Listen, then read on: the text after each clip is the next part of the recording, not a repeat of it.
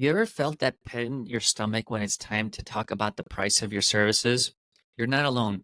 Even the most experienced service providers struggle with this one. But today is the last day you'll have to deal with that dread. Now, I recognize that pricing pet care services is complicated. You're not just selling a service, but you also have to offer peace of mind, and that emotional component adds complexity. But that's where we can help. In this video, I want to teach you two things. One is how to set prices so you attract the ideal client. And two, it's the counterintuitive fact that if you set your prices too low, you're actually hurting your business. Hi, my name is Paul, and I'm the founder of Tails. We are a pet care services platform that brings together passionate pet parents with experienced service providers, maybe like you, who are dedicated to treating pets like family. For nearly 15 years, I studied the ingredients that made some of our favorite companies so successful, and I want to share those insights with you so you can build a thriving business. Now, I know you're asking yourself why. At Tails, we have one mission. It's to enrich the lives of pets and empower those who care for them. And we are steadfast in our dedication. And this video is that proof point. I believe that knowledge conquers anxiety. So welcome to Tails University, and let's master pricing. All right, let's talk numbers.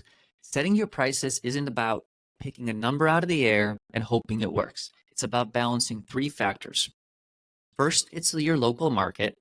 Second, it's your specific skills. And third, it's your brand. Now let's break this down to simple components. The market is the easiest part. You can just do a little bit of research on your local market to see what other service providers charge. For example, in Chicago, the average 30-minute dog walk is about $25, and that's your baseline. And from there, you can raise your prices a little higher or lower based on the other two factors I mentioned. Again, it's your skills and your brand. Now, you may have heard this before, but every single conversation I've had with a pet parent always starts the same way. It's, I need someone who can handle this. Now, what that reflects is the specific personality quirk or need in the eyes of the pet parent.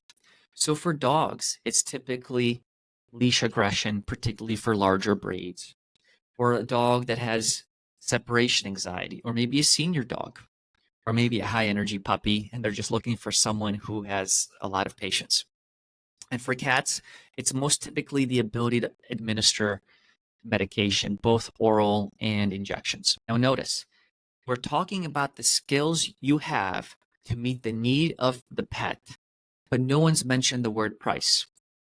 Because, and this is obvious, if you're not solving their problem, the price doesn't matter. But if you have this skill, you can move on to phase two. Remember, I said that every single pet parent conversation starts the same way. First is, I need someone who can handle this, and you now have that skill. And then second, it's, I need someone I can trust. And that's where your personal brand comes in. Your brand is the word of mouth referrals from other pet parents to get them comfortable that this is someone I can trust. And it's actually really easy. I'm a pet parent. I have a wonderful golden retriever who is a little rambunctious.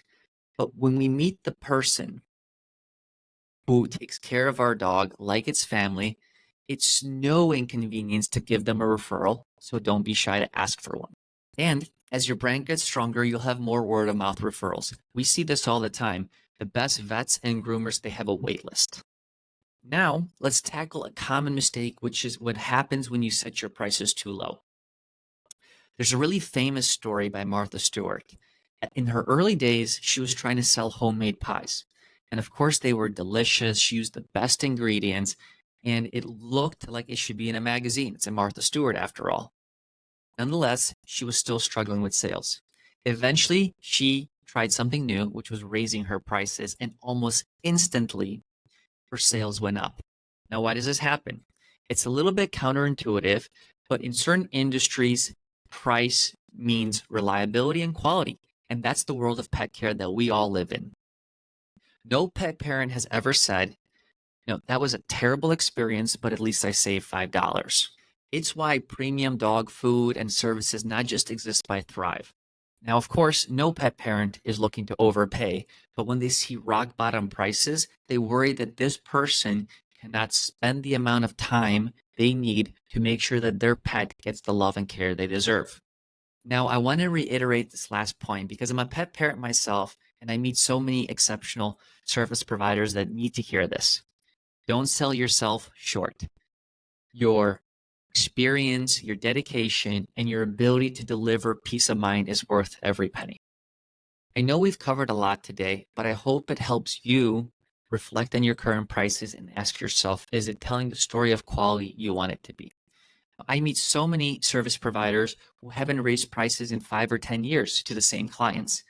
And the funny part about that is oftentimes the pet parent feels more awkward about the situation than the service provider. So you can raise to a new fair price that reflects the value you perceive without scaring business away. And if you found this video helpful, I would love to hear your feedback. Leave us a like, please subscribe, and most importantly, if you have ideas for new content that we can create to help you grow your business, please let us know. For now, my name is Paul, this is Tails, and let's unleash happiness together.